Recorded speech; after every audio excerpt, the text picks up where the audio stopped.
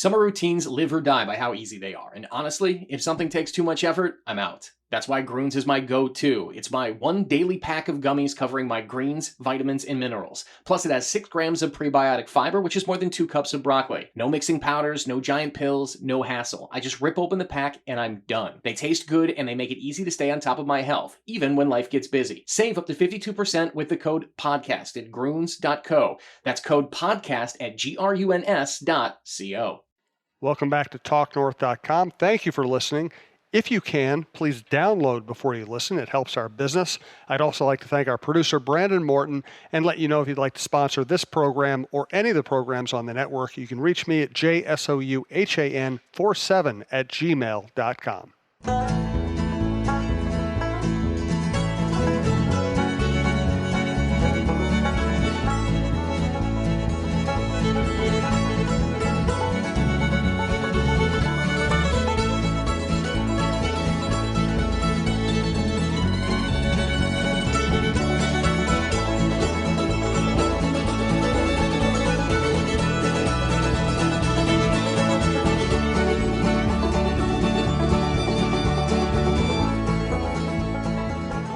I could start off with a complaint. You want me to start off with a complaint? Start off with a complaint. It's the capital of a state, right? St. Paul?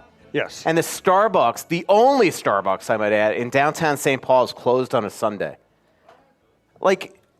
Shouldn't that, be the prerequisite to maybe Minneapolis becoming the capital of the state? Well, it is weird. Is that the deal? St. Paul is the capital of the state, but it's really not even the capital of the Twin Cities. Good point.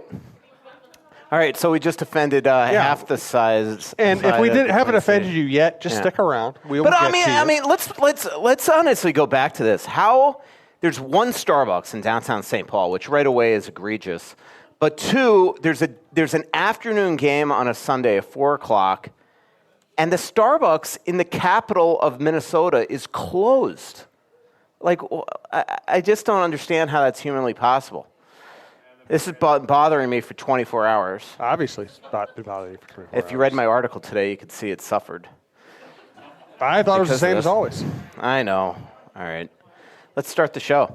You know what we need is don't you think, like the other day I went to Jeffrey... Oh, we could talk about that. I went to the Jeffrey Ross, David Tell Bump and Mike show at Mystic Jeffrey Lake. Ross and who? Jeffrey Ross and David Tell. Oh, David Tell. Yeah, okay. Yeah. I didn't hear. Jeff Ross, the guy that does all the roasts on Comedy Central, and David funny. Tell. And then they Very had profane. an opening act. Extreme Maggie is her Twitter name. I should follow her. And she freaking killed it. She was so good, and she's local. And honestly, it was like... Extreme Maggie? I'm going to follow Extreme her. Maggie. And she, honestly, it was like the perfect warm-up act for a comedy show because she absolutely, like tears funny. But I was thinking, we should do that. We should have, a warm-up act for the podcast. We should have Extreme Maggie come out here. Oh, yes. No, then we wouldn't measure up. No. Because the funny thing is that my wife and I have gone to the Acme Comedy Club a few times in the last couple of years, and each time we've gone, there's been an opener, a middle, and then a star, right? Uh-huh. Each time, one of the first two people were by far funnier than the main act. Yeah, well, I went to, this is going to offend half our listeners probably, but I went to the Joe Rogan show at XL Energy Center, and I thought the two opening acts were better than him. So, sorry. Let's just not apologize.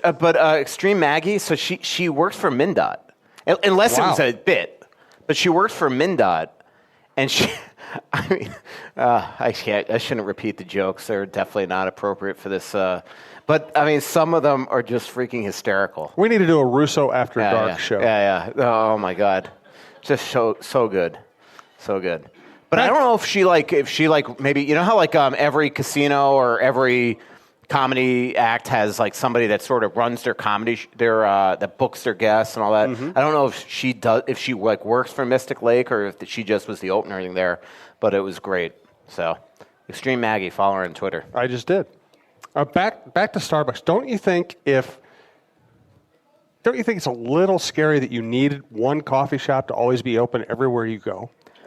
Look, it's a Sunday in downtown St. Paul. there should be a Starbucks open. I mean, is this Nothing this else is open. outrageous? Why would the Starbucks be open? It's like I'm going to the arena in Ottawa the other day, and I'm like so looking forward. They built this awesome new Starbucks on this right by the arena there. It was like kind of like a log cabin-y feel. I heard about it for like a year, and then I go there and it's closed. Do you go in like Starbucks chat rooms? It's like Canadian Thanksgiving, and you have to. Do you have a close Starbucks tattoo? I should. I did buy Starbucks on my Robinhood account. It's not doing too well since I bought it. So, this is the Russo-Souhan Show with Jim Souhan and I just want to see Mikey how long. Russo. I just wanted to see how often you could bury yourself before I introduced the show, and you did well. Yeah. I think we're going to offend people by talking about pull tabs next. This is the Russo-Souhan Show. We are at Tin Shed in Savage, tinshedmn.com on Twitter, Tin Shed Tavern Savage on Facebook, and Tin Shed Tavern on Instagram. That's Tin Shed Tavern with long dashes separating Did the I words. just get electrocuted? Okay, sorry. How would we tell? Apparently, you're not supposed to put your entire cup of water in the microphone. I just learned that. Sorry. So anyway, we're at Tin Shed, and by the way, we have dates for our next two shows. They're Wednesday nights, November 13th and November 20th at 7 p.m. Also want to thank our other sponsors, Twill in the Edina Galleria, Fixologyrepair.com, Tony Hoagland, your State Farm agent, and Bite Squad.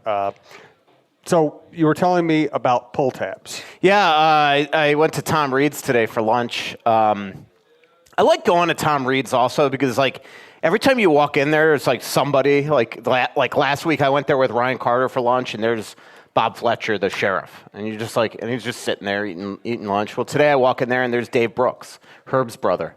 It's like just like every time you go there, it's just like somebody. You know, So you're saying it's like a great place if you want to name drop.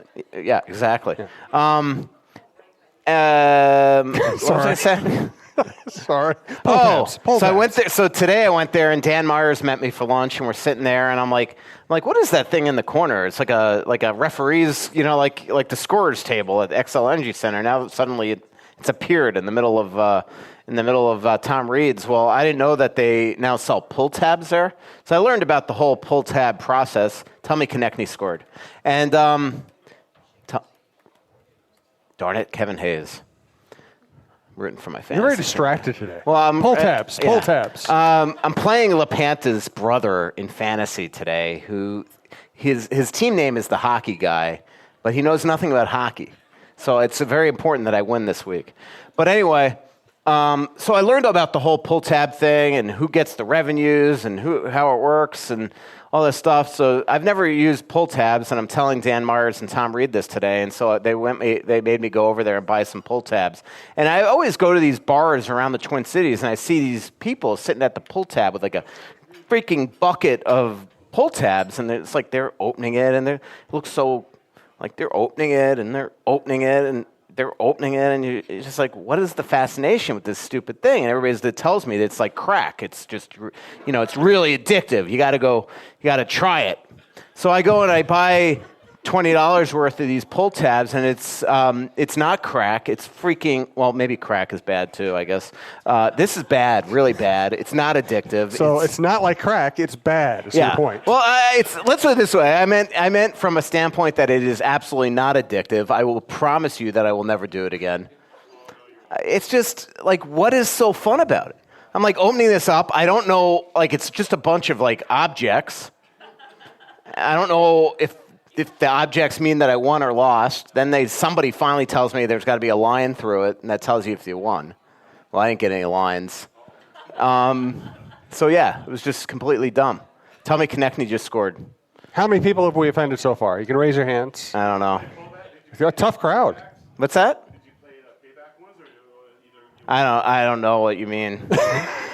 And I just don't understand. He won $20,000. I just don't understand the fascination. It's a waste of time and money. How was the meat raffle?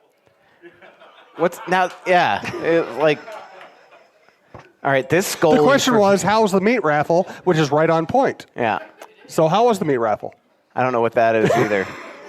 See, if you win the Are you pull watching tabs, this goalie from Vegas? If you win the pull tabs, you get meat raffles. Yeah.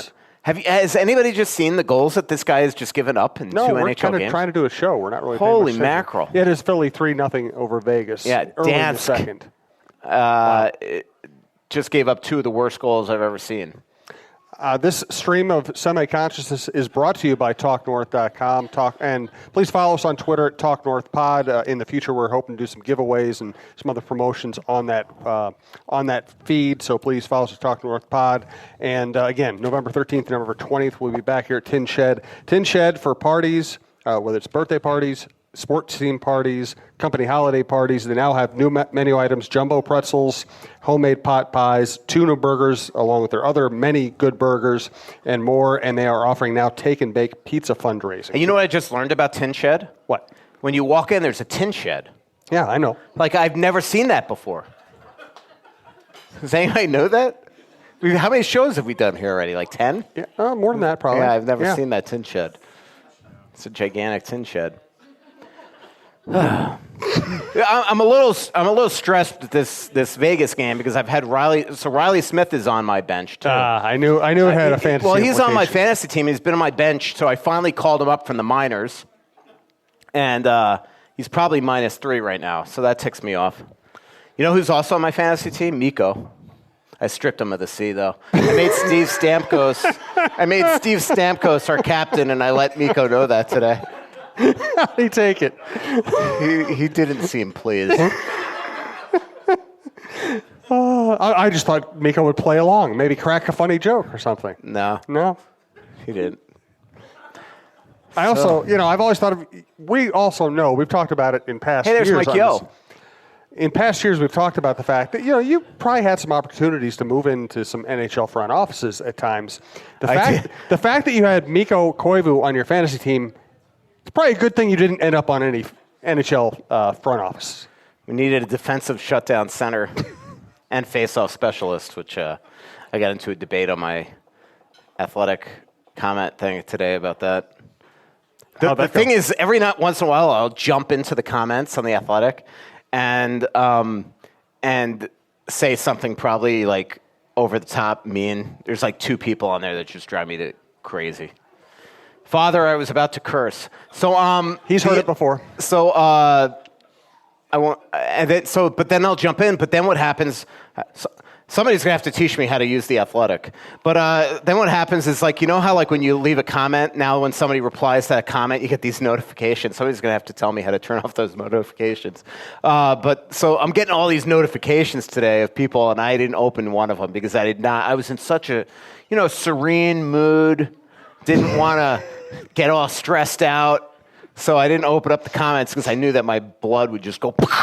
So I'm sure Brett knows if people went back at me. Did those people go back at me? I didn't look after I commented. Okay. I have a you question. commented too? Good. The question just came up. It's kind of a meat raffle type question. You always show up here with coffees from gas stations, and it just hit me. You might be the kind of person who goes to a service station and gets coffee and doesn't get gas. Actually, today was one of the rare times I did do that, but I do that all the time. Stop at Holiday and get coffee without gas. But I needed gas today, so I like Holiday coffee. This is like the worst podcast ever. Let's start talking about hockey. I think it's about as good as all the other podcasts, actually. I know. All right, we will get to some hockey here. Let me thank Twill in the Edina Galleria, twillmn.com, Twill Edina on Instagram. Check out everything they have. I actually didn't want to look good tonight, so I didn't wear any Twill stuff other than the hat. There's a Johnny O hat, and Johnny O is a really cool brand. They have so many brands there that you will not find in other stores. I'm here with my wife, Stacy. We went to Twill in the Edina Galleria the other day. We saw Scott Dayton, and I bought the nicest sport jacket I've ever owned, the most comfortable pants I've ever owned. They're Brax. A nice pair of loafers that I can wear to the ballpark. I think they're called Tracks. And I bought a bunch of Stenstrom short sleeve shirts to go with my Stenstrom nice dress shirts. And, I used to wear just disposable clothes. Now when I buy something, I buy it at Twill. I know it's going to last me the rest of my life and it's going to be comfortable. And on top of that, it's not just the best stuff you've ever had, but it's really everyday things that you can wear and that will fit all occasions. Twill in the Edina Galleria, twillmn.com, Twill on Instagram. What was the thing that we said at the very beginning of the podcast? And and I said I don't want to offend anybody, and you said why stop it? Yeah, Why what stop? was it? Was that? What's that? It's about St. Paul. I don't About know. St. Paul being It the was something capital. else. You It'll look on come the to me. entire city of It'll St. come Paul. to me. I'll offend some people. Oh, I think it was about pull tabs, because I didn't want to offend Vicky, just in case she liked pull tabs. Okay. I think he's been with us this long. I think we're safe. That's true. All right. Jason Zucker mentions Boudreaux. Just take me through that supposed controversy. Was there anything there? Did it matter? Was Boudreaux offended? I don't think Boudreaux was offended at all. I mean, I can tell you Boudreaux was a lot more ticked off at the Parisi stuff at the beginning of the year than this. I mean, and what got him about the Parisi stuff? well, just that I think that deep down he knows the cattle. He knows where that's coming from, and that I think he just felt it was a manufactured thing early. I mean, they were -3 after one game, and he made one move in practice, flipped Parisi and Donato, and then Parisi made the comments about line changes, and then they lost to Colorado and fell to 0-2, and then Parisi also kind of at least alluded to the fact that maybe it was they had to do some stuff with the system to create more opportunities, and I think that stuff I think Bruce felt like he was being needled in that situation. Where this, and maybe because also, Jason and Bruce have a really good relationship where they talk a ton in practice, talk a ton. So I think he knew that there was probably no malice there. And I'll just take you through the whole thing. So they lose the other night 4-0 in Montreal. We go into the room. They have the closed-door meeting. We go into the room. First person we get is Miko. Second person we get is Zach. Third person we get is Dumba. Fourth person we get is somebody. And then I requested Zucker. And Aaron Sickman, the PR guy, came over and said, hey, Zucker's going to be a little bit, because remember he took that shot to the knee. Why don't we get Bruce, and then if you guys still want Zucker, we'll come back to the locker room. And so we were perfectly fine. So we go get Bruce. Where normally, by the way, if Zucker had said this, we'd probably say, Bruce, Zucker just said this, and that we would have at least given Bruce the opportunity to respond. Well, so we go get Bruce. Now we go and wait outside the locker room, and Zucker comes out, and we get him for 2 minutes, and he makes that quote. And it is weird because even though he brought up Bruce twice, there still wasn't, maybe it's because I know Jason well enough, it's like I knew right away that it wasn't like, it's still like when you read it, when he says Bruce needs to be better, we need to be better, everybody needs to be better.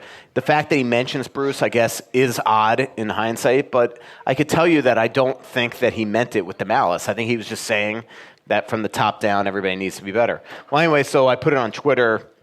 It obviously blows up. Well, when I dump these quotes on Twitter, it's funny, I don't look at Twitter usually again.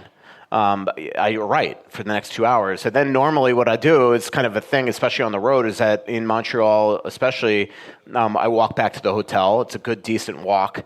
And so you have time to kind of scroll through Twitter, pray you don't get mugged.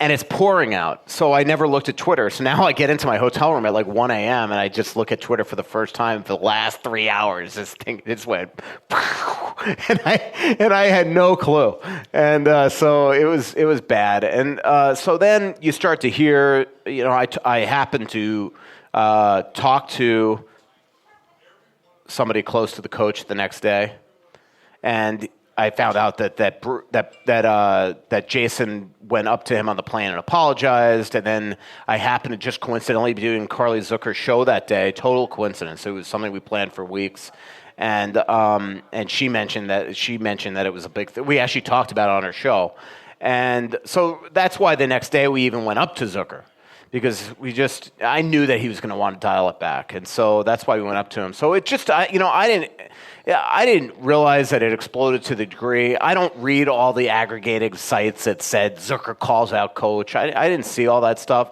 So then when people started going after the media, I took more of like they were coming after me. I didn't realize even the stuff with Judd and Mackey and all those guys at Score. So, I just didn't know all that stuff that was going on behind the scenes until well after the fact.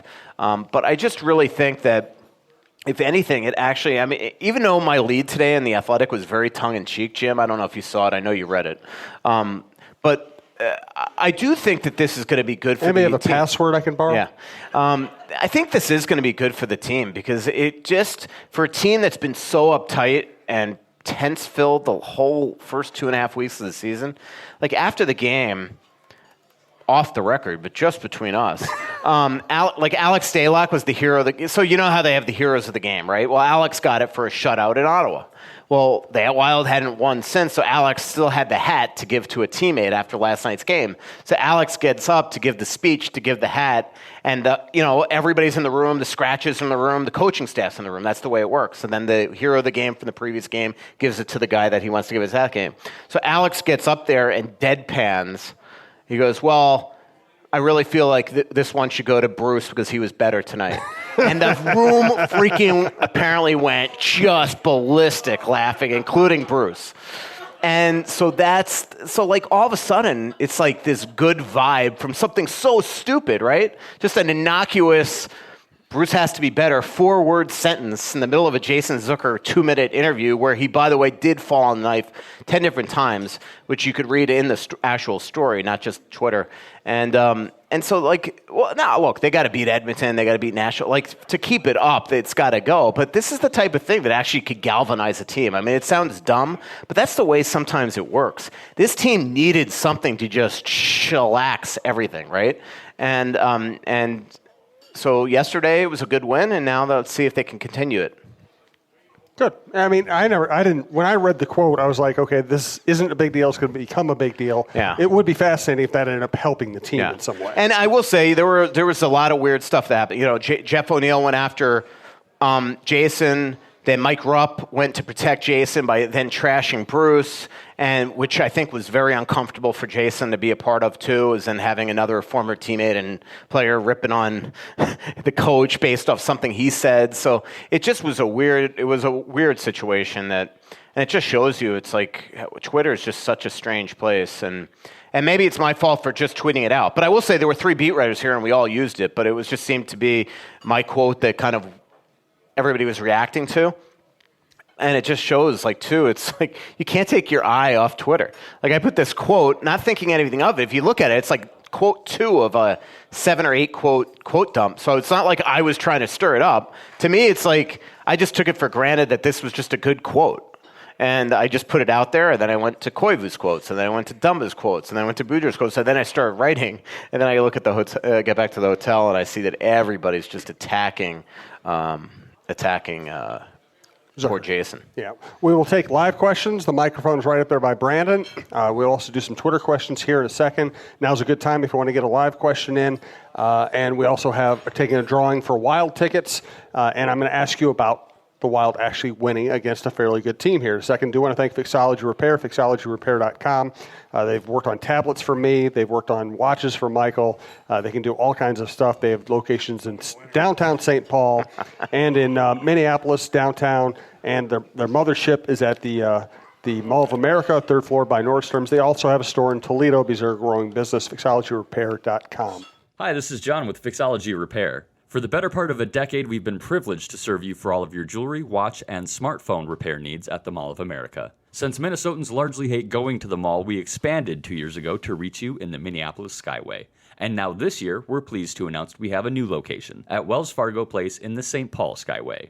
All 3 shops are equipped to help with your watch and cell phone repair needs on-site, while all jewelry, computer, and game consoles will be completed at the Mall of America store. Please bring us your repair challenges, and don't forget to mention the Talk North podcast for a 10% discount on all of our services. So, one win.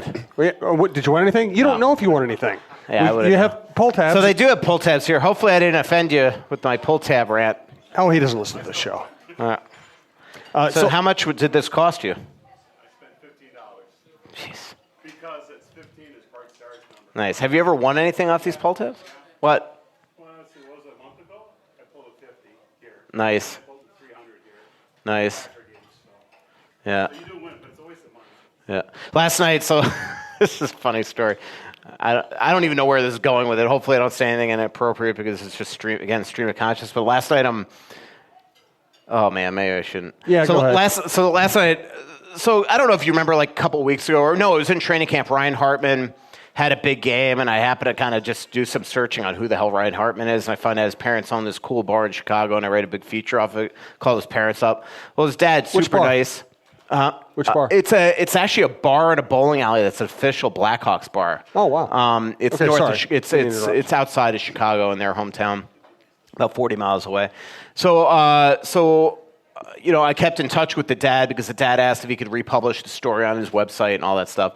Well, his dad texted me yesterday, say, hey, we're at the game for the first time. I'd love to meet you. So I go down to their first intermission, and here's something really funny. So I text his dad. I'm like, hey, meet me at the section 120 elevator or something, because this way I could kind of go down to the event level of the arena, go down there rather than fight the crowd. And so I go up the 120 elevator, and I get there, and the pole, you know how everybody's got the National Guard pillars, like every players or GM or coach is on a pillar? The one that I had them sent me at was Ryan Hartman. So the kid, Tanner, who's his 18-year-old brother that was in town, the reason why they were here is he was playing a AAA game for the Chicago Fury, or a bunch of games.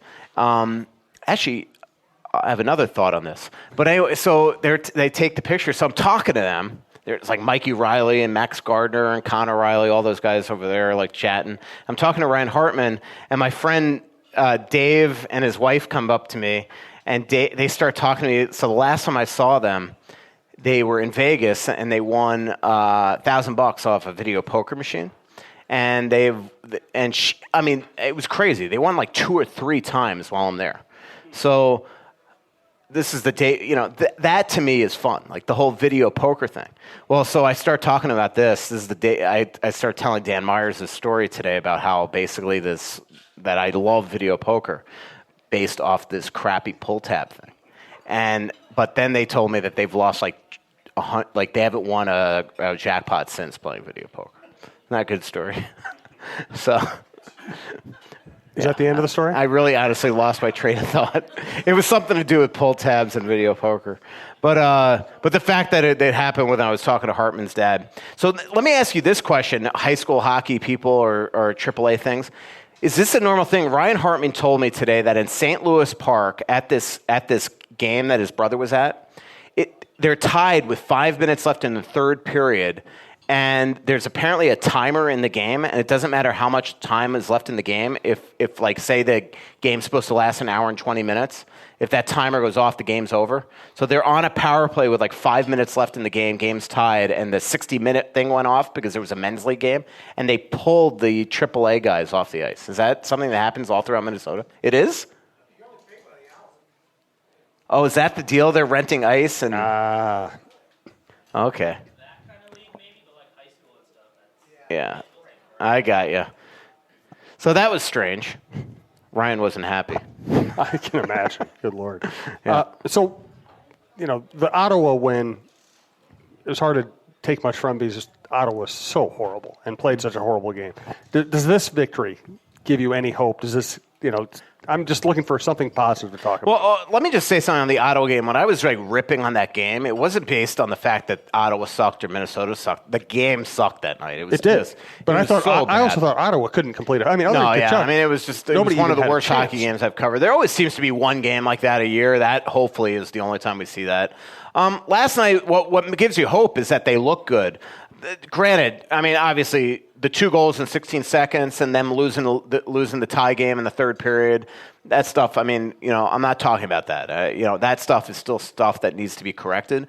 But the fact that they looked fast and skilled last night and connected on passes, and, I mean, that play, that great reversal between Dumba and Brodin. Parisi backhands the puck to Koivu. Koivu skates up the middle of the gut of honestly center ice, looking a lot like Mikko did 10 years ago. I mean, that's the way, if you remember when Mikko first broke into the league, when he would skate through center ice with that type of power.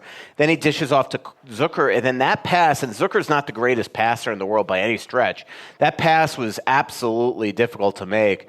That was a great play. But then you look at the power play goal between Dumba to Hunt, and you look at just throughout the game, the way that they were playing, they look like a fast team. Well, it does give you, it's a reminder to me, and to all of us, that even though the Wild aren't the fastest team from a skating standpoint, that there's still a way to look fast and overwhelm your opponents if you just execute. If you can make simple tape-to-tape passes. And that stuff, that Montreal game was unbelievable. Before that game got out of hand, I was commenting on Twitter that I think I put some stupid gif of some woman with like super long hair and said that they were hair off. I mean, and that was when it was 0-0. and it was unbelievable to watch them. And I was glad that Brugio picked up on it to the point that he put together a low-light video yesterday showing all these players and how they just weren't making passes. And to me, it's like when Jared Spurgeon can't do it, the team's completely off. And that was a game. It's like, look at the first 10 minutes of that game. I watched it again. I just watched Spurge couldn't hit a guy in stride. So now they got to get this goalie out. Sorry. Are you guys watching this? It's like 5-0 here. Philly 5-0 Philly over Vegas. Yeah. And I guarantee you Ryan Riley Smith's been on the ice for all of them. And by the way, that's one of the cool things about Tin Shed, where you're in their big kind of party room and they have video games and kids stuff lined up against one wall. We have the you ready to do the draw? Oh, okay. Yeah, we'll do that. Brian from Tin Shed is going to draw for the tickets tonight. We also have, we have the Philly-Vegas hockey game on. We have the Monday Night Football game on. There are 5 TVs plus in this room alone, and then there's the bar area. So if you want to come watch a game, it's a good place to do it. They're also home for Bills games, and you can order online from tinshed.com/online ordering.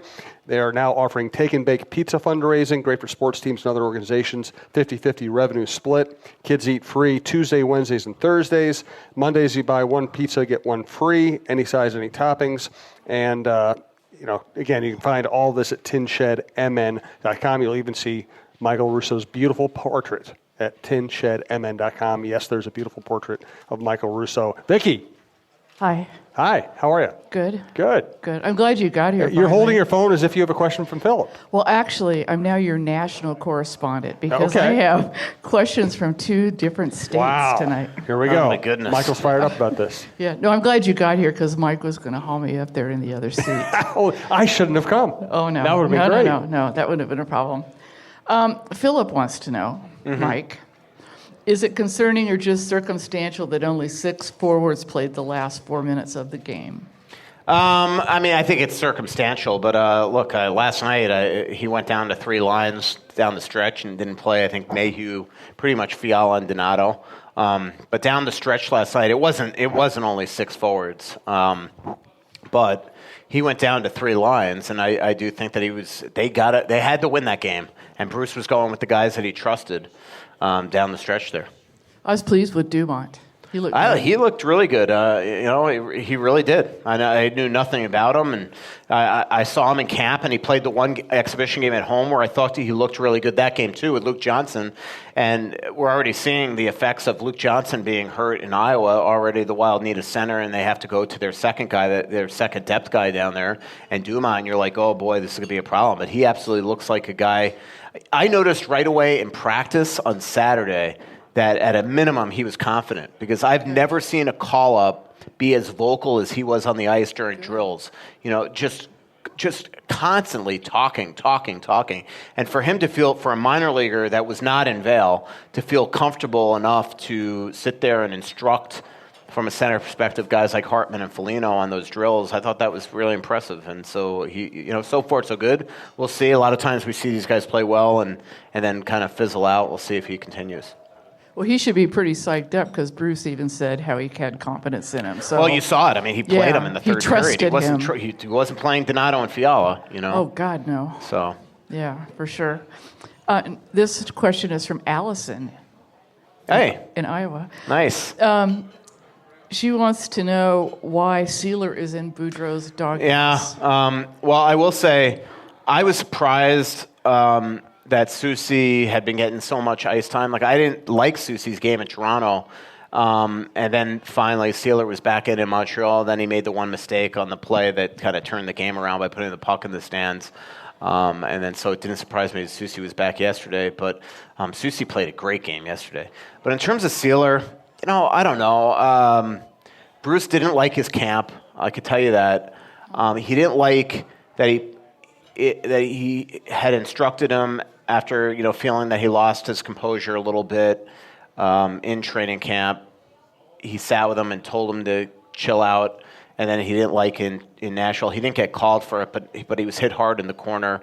And then all of a sudden he got up and retaliated. and he didn't get called for it, but I think that bothered Bruce, and then he took him out of the lineup pretty much for good.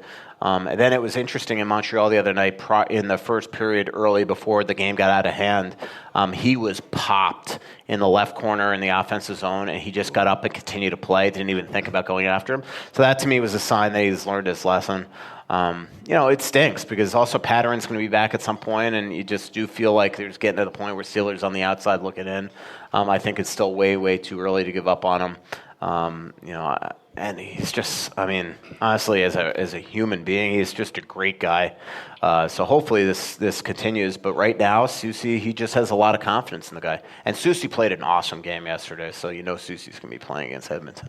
Yeah, I think Allison is concerned that the baby Wild players that have come up here are doing well. Yeah, and the thing is that Seelert has no waivers. He needs waivers. So it's like, they're not going to take that risk and lose a good young defenseman. So he's kind of stuck here being the extra guy. That's why it's interesting. I'll be interested what happens with Donato. I know they've talked about behind the scenes. And now that they're banged up with injuries, he might not get sent down. But remember, if he plays one more game, after that, if he plays a second game, he can never for the rest of his career be waiver ineligible. So what I'm trying to say, to make it simpler, is that for the rest of his career, he's got to be put on waivers to get to the minors if he plays the next game tomorrow and then a second game. So could you go through that one more time? I'm just saying he's got 2 games until he needs waivers for the rest of his life. Right. So if he plays that second game, he needs waivers the rest of his life. Right. So, in other words, after tomorrow's Edmonton game, before Nashville, the Wild really have to make a smart decision here. Do you send him down and try to get him confident and scoring and shooting and all that stuff? Because if he plays in Nashville, you can never again, and for the rest of his career, put him on waivers. And remember, the Wild have made that mistake a couple times. They did it with Eric Holla. Remember Mikey Riley? Remember Mikey, they let his waiver time clock expire, and then all of a sudden he was out of the lineup, and they wanted to, and essentially he was a scratch forever, and they couldn't do anything with him. And finally, he requested to be traded, and they traded him. So, and Holla, same thing. This is a big deal. As organizations, you only control rights of your young players for so long. And Donato's about to get full control of his career in 2 games. Yeah. So for a guy that does not look good right now or confident or anything, you might have to make this move. And to me, it could be a temporary move. And yeah, you got to pay him his $1.9 million in the salary. But and I'm not trying to. I think the world of Ryan Donato as a human. So I'm not trying to kick him off this roster. But I think that if the Wild are making a smart decision, you might want to consider sending him down there for 2 or 3 weeks and getting him back up here in mid-November, and get him confident. Remember, they sent Greenway down for a couple games last year. In Game 2, he had a hat trick. Sometimes it's good for a player. Well, I'm going to hold good thoughts for Nick. They're playing his episode on Becoming Wild this week. Oh, yeah? Yeah, they don't get That's any good. more Minnesota than him. You want to hear a funny Alex Stalock story? Sure. This is great, too. I'm going to be scooping myself because I'm writing about this tomorrow. So you just brought up the Becoming Wild thing. So Alex Stalock, his entire Wild career has never been in the Wild calendar, and it's bothered him, okay? And he's made comments. Well, yesterday, just coincidentally, his son Simon comes in the room and finds the Wild calendar and starts flipping through the calendar and goes, "Dad, where are you?" And Alex is like, "Well, keep flipping, boy. Unless there's 28 months in this calendar, I'm not in there, okay?" So his son, disappointingly throws down. Well, what happened is a couple weeks ago when he first saw the calendar that came out and saw he wasn't in there, he said something like, "How many years do I have to be on this team to get myself on the calendar?" So the Wild felt so guilty that the promotions department, they made 2 specific Alex Stalock only calendars, on the full glossy paper, everything. Every month is Alex Stalock picture. And they gave him 2, one for him and one for his son. And how just funny is it that yesterday his son noticed that he wasn't in it, and this is obviously the Wild this has been something they've done for the last couple of weeks. And so it was really funny today in the locker room when Alex was telling me the story. So. I just heard from Luke. He has a question for you. Do people just text you questions? Yeah, they do. No, apparently.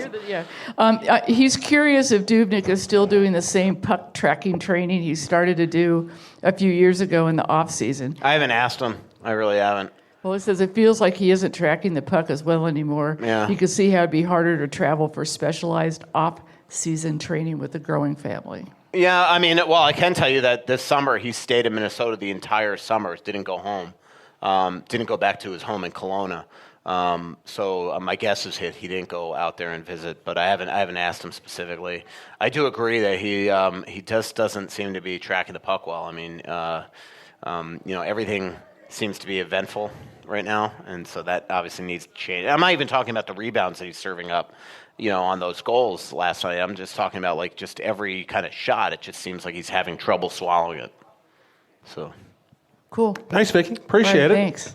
And Brian, whenever you're ready, we'll do the drawing. I do want to thank Tony Hoagland, Hoaglund. You know him. He's been sponsoring the show for a long time.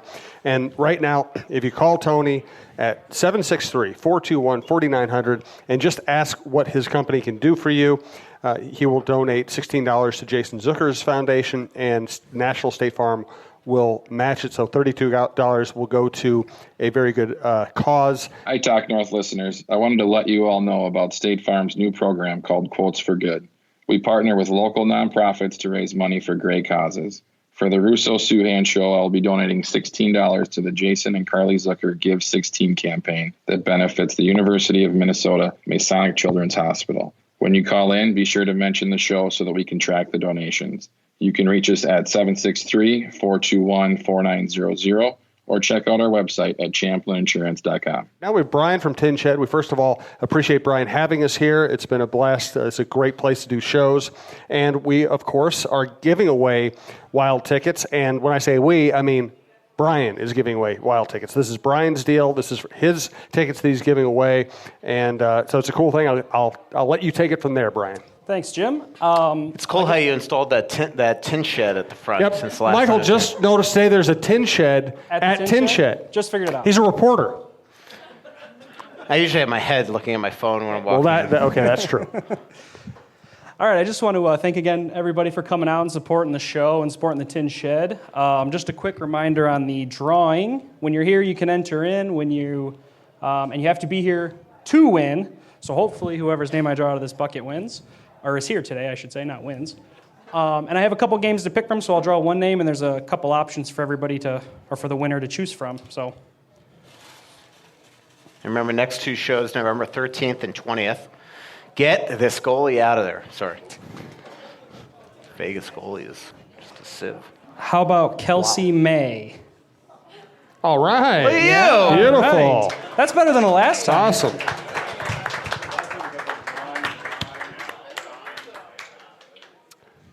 That was easy.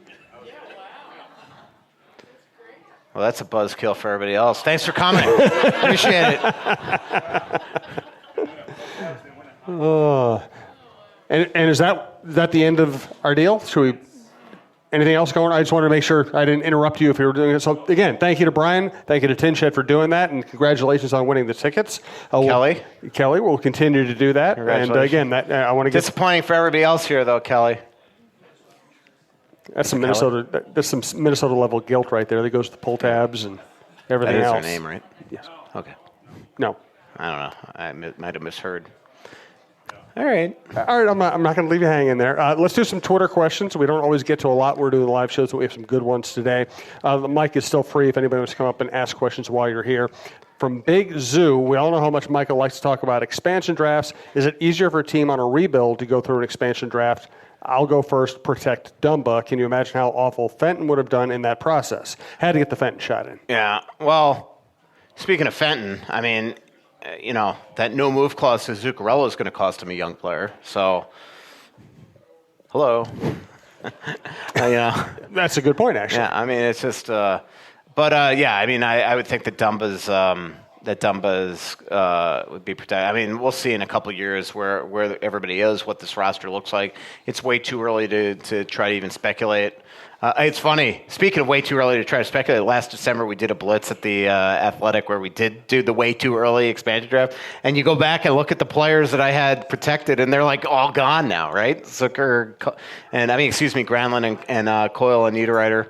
Zucker was laughing at me a couple of weeks ago. He was telling me that TSN did some sort of way too early expansion draft, and the guy that everybody had going to Seattle was Zucker. And he just thinks it's so funny that for the rest of his career, he's going to have to deal with like trade rumors, and now it's the expansion draft. It's like never ending for him.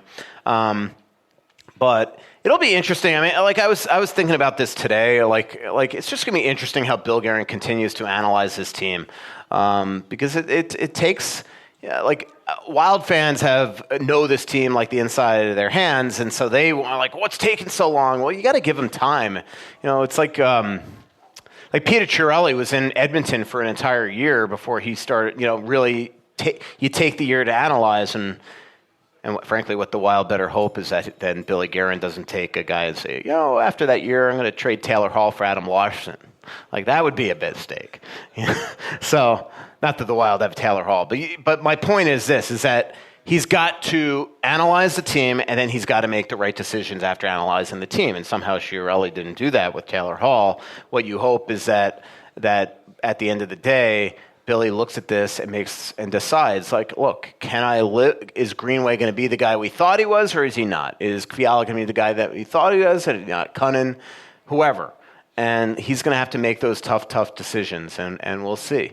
But you've got to give him that time to do that, or you could have a Taylor Hall situation. I mean, could you imagine if he just tomorrow woke up and decides, you know what, I think it's time to break this thing apart. I'm going to trade Dumba. And next thing you know, Dumba's the next Brent Burns. I mean, you got to let him take the time to learn this team. I know that's difficult for fans, and I know that fans sometimes just don't seem to understand that. I see it. I every day on Twitter, what's taking so long? How long do you expect? I mean, just give him time and it'll happen. And you got to give him that time. Unfortunately for Paul, we gave him, he was given that time, and then he made 3 awful trades. So you hope is that still after that time that Billy makes the right decisions. So, hello, how are you? Hi. Hello, Julie.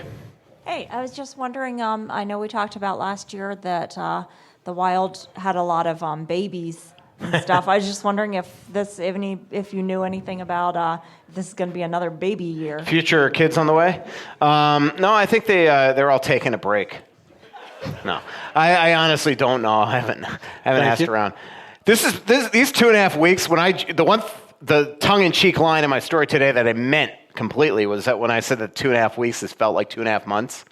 This has been the strangest 2.5 weeks ever, and everybody has been uptight. That's why I keep on writing. It feels like last season has bled into this season, and so this has just not been the year yet that I've felt comfortable enough to just go hang out by a guy's stall and shoot the crap. Shoot the.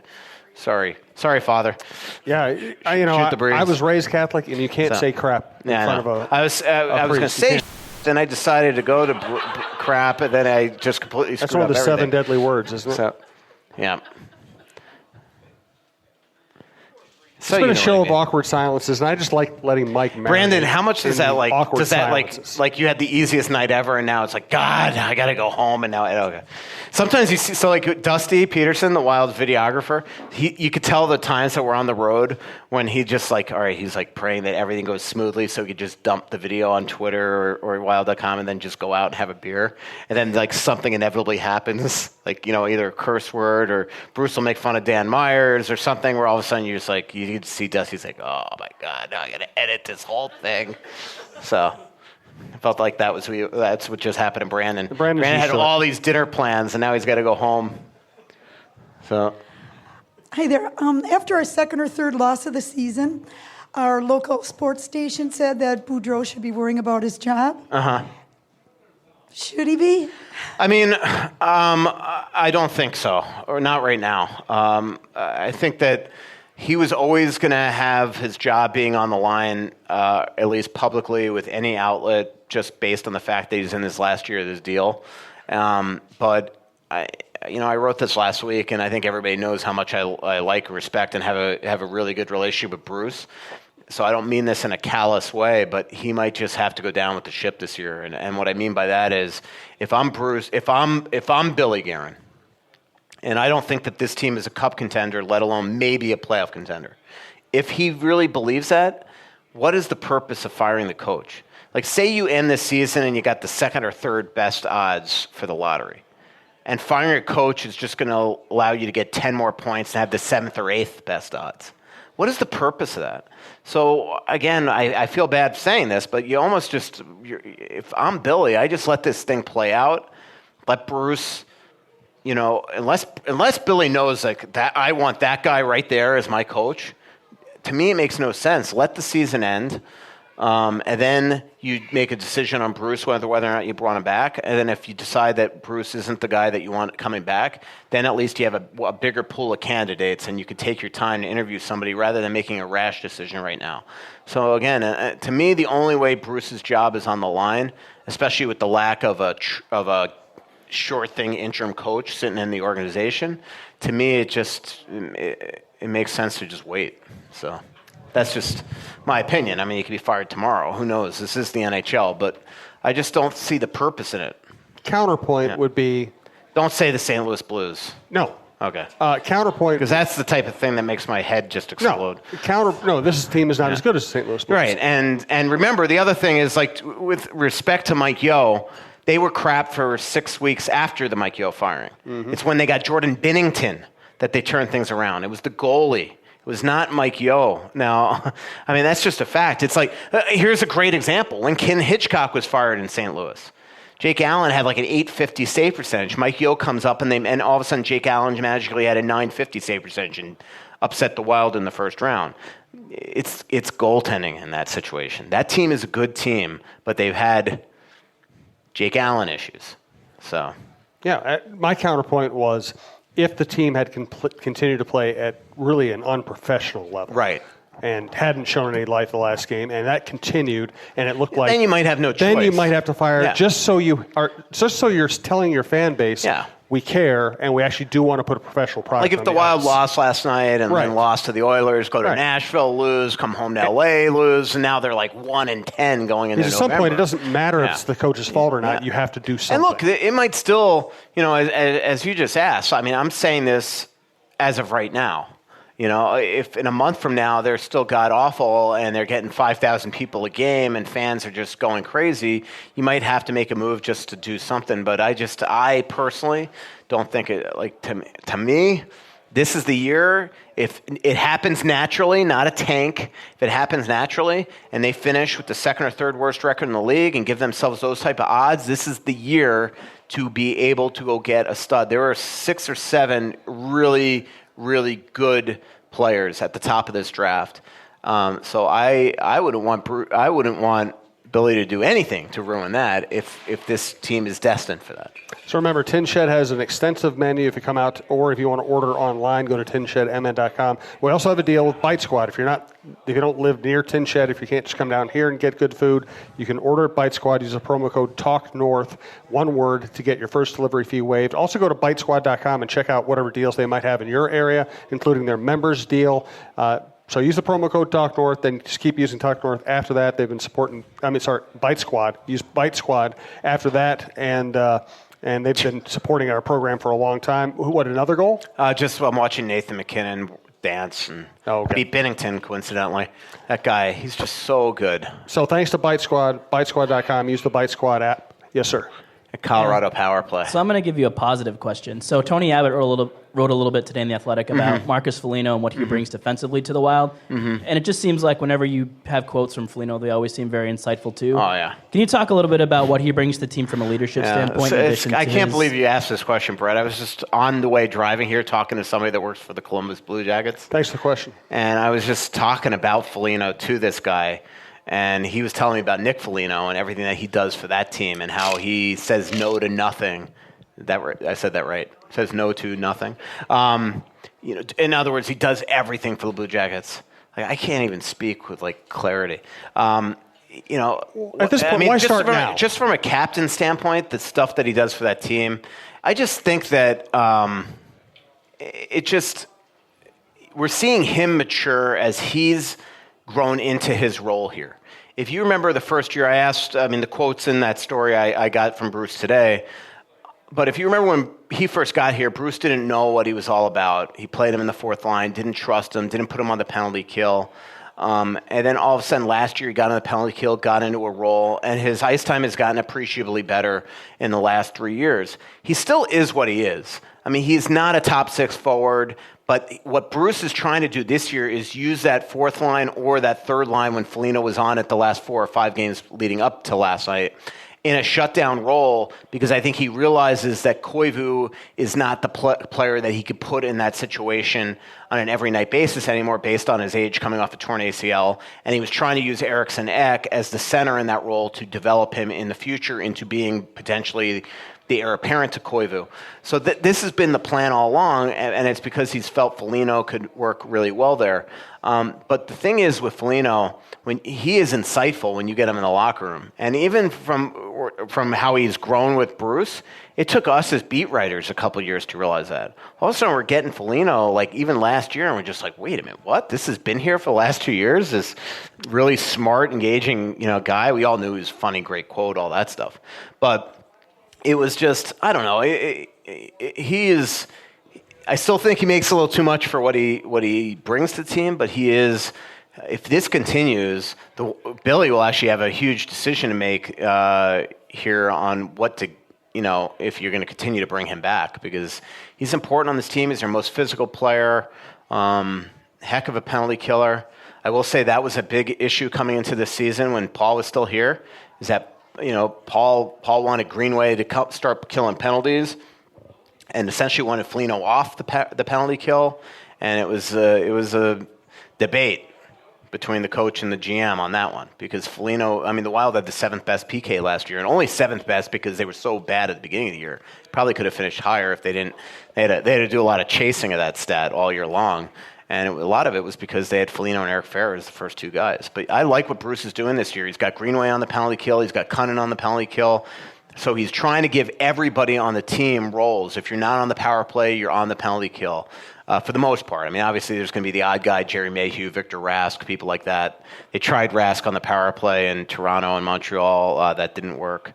Toronto, not Montreal. He was hurt that game. But what's up?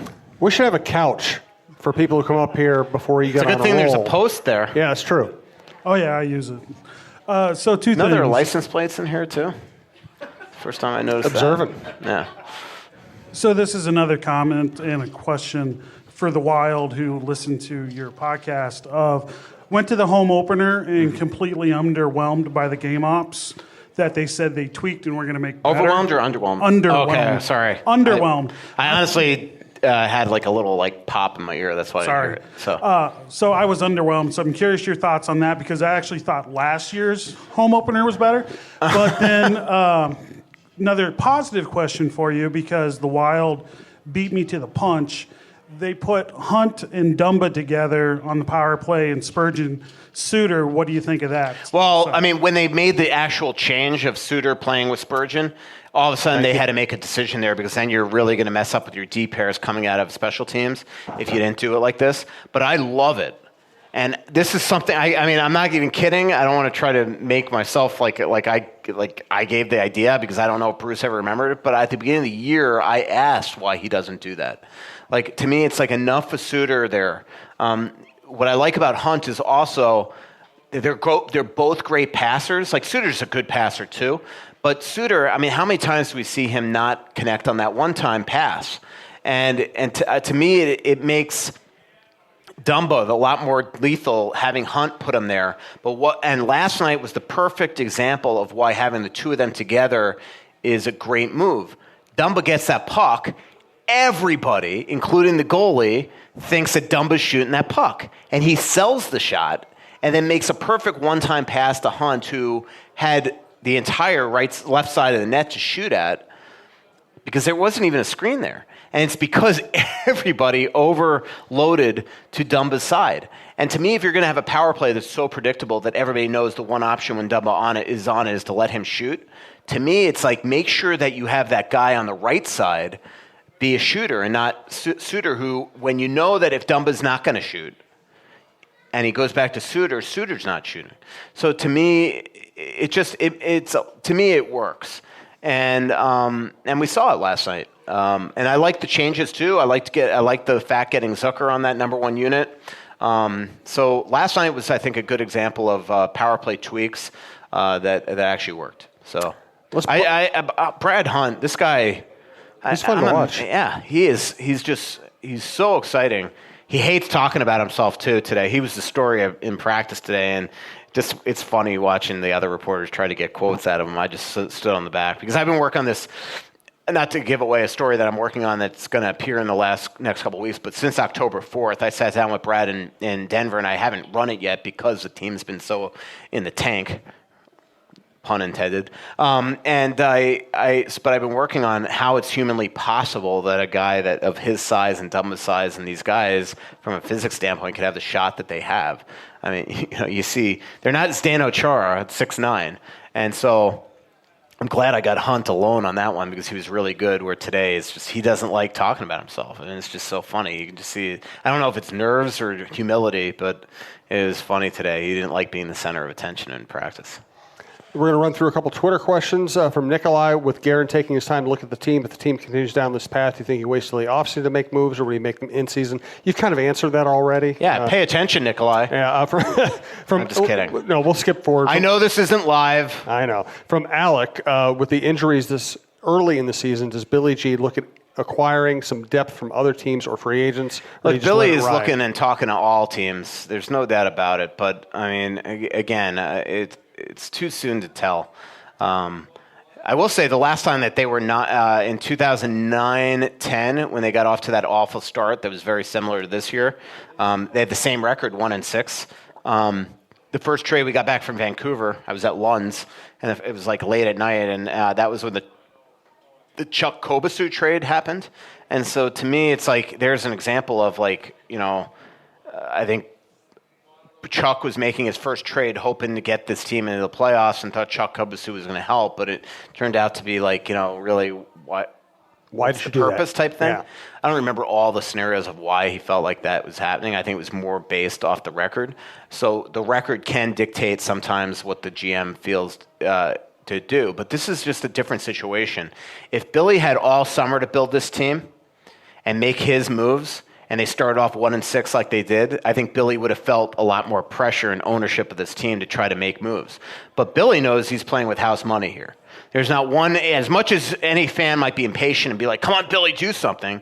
Deep down, the fan knows that, well, this isn't Billy's fault. So he's got the time to really make the right moves here. And so I just don't think he's going to feel the pressure. Now, of course, if they have 3, 4, or 5 injuries, they're going to have to make some moves because there's as good as Iowa's been. It's not like they're bustling with prospects that you can call up here right now. I mean, there's JT Brown down there, and JT's not a prospect, but you know what I mean. Call up options, and so I just think that he's got the time to just kind of make the right moves here. And they should be getting Brask back this week in practice. Zuccarello looks like he wants to. I'm shocked at this because Zuccarello's got a groin injury, and I just don't know what the rush is. Like, to me, I'd call up a placeholder tomorrow and just have him in the lineup. I just don't know what the rush is to get Zuccarello back in the lineup tomorrow and potentially risk injury further, because I don't care how healthy he's been. Today was his first practice in 9 days. I am a little shocked that they're thinking of playing him against the Oilers. And the next Twitter question was from Gerald RG. Any truth behind the rumors that Zuccarello already wants out? I can't imagine. I mean, and you know what? I mean, I don't want to be callous again, but if he wants out, who cares? Like, this is why, like, sometimes I'm amazed at players, like, same thing with Parise. Like, at least when Suter signed his 13-year, $98 million deal, he actually, like, met with the Wild a bunch of times. Like, that Chuck Fletcher and Zach Parise never had one phone conversation. Like, Zach just signed the deal. And here it's like, same thing. Yeah, obviously Matt's had phone conversations with Boudreaux and Fenton. But, I just think if you're going to commit 5 years to a market that you know nothing about and a team that you know nothing about, at least fly here and do some due diligence and investigate during that thing. And he didn't. So it's like, all right, if you want out, tough.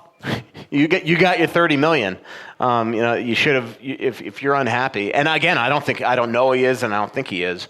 And if he's unhappy with himself and the way that he's performed so far this year. I could tell you that for a fact from the way they're talking to him. So I don't buy this whole thing that he wants out, and I don't know where the rumors are coming from. I know he seems to have, there's somebody on Twitter that definitely knows a lot about him, that tweets us all the time, that seems to be a family member or a friend or something. I'm sure you're listening.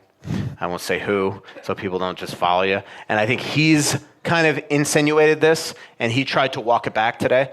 But I do get the impression this person does know Zooks because he's just known some stuff. So hi, Barb. How are you? Who knows? Hi. But he definitely tried to walk it back today, and I just don't get the impression that Matt's a month into his new thing wants out, quote unquote. I could tell you he's not happy with the way he's playing and with the way the team's performing, as is anybody. So, Barb? Hi.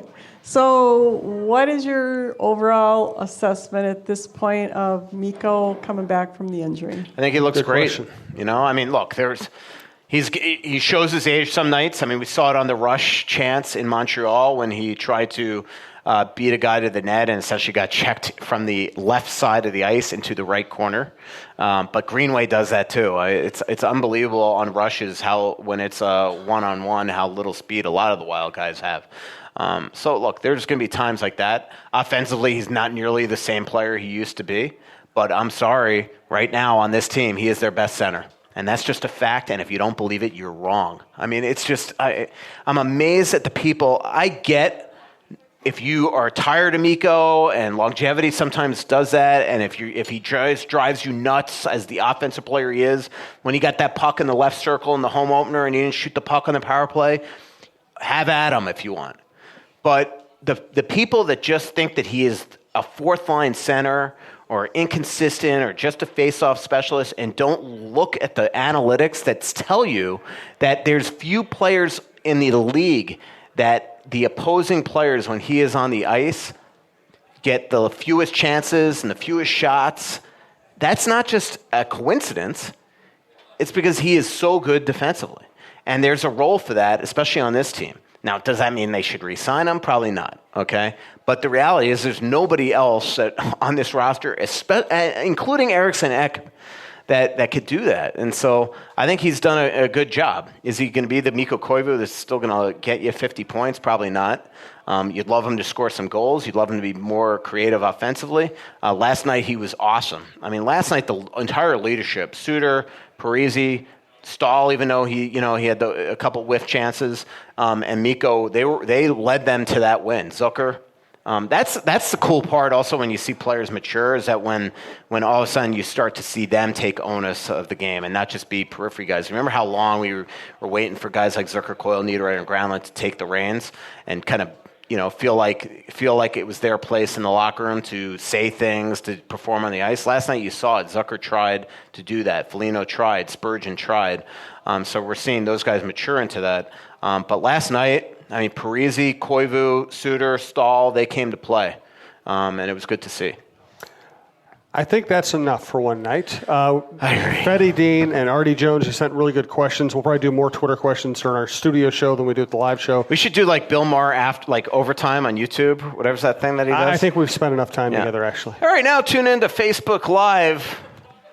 We can curse all we want, Father, on that. Russo After Dark. Yeah. There's a market for it.